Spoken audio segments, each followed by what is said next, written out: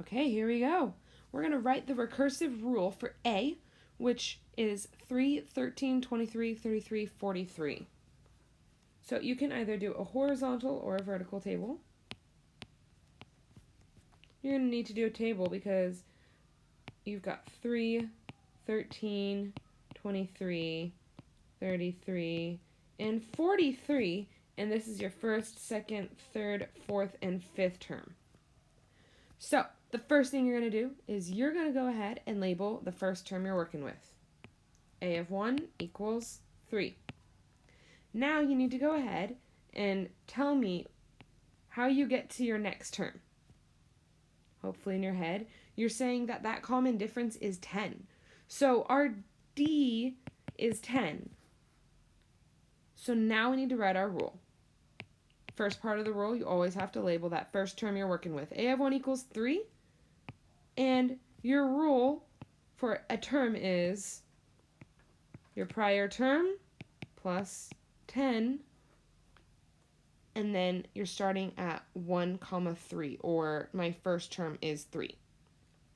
Okay, hopefully that makes sense. Go ahead, let's take a peek at B. I want you guys to see if you can find that, well, we know the first term is 16, so A of 1 equals 16. But you need to find your common difference or your rate, whichever that is. So go ahead and try to figure that one out.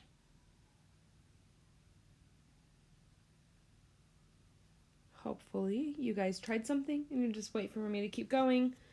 But what you should do is you should say that my rate, I have to have rate and not a common difference, because if you see, that's definitely something being multiplied.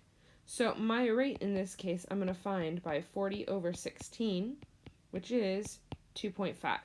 Or you guys could say 5 halves. So writing our rule, A of 1 equals 16, and A of n equals 2.5 times my A of n minus 1.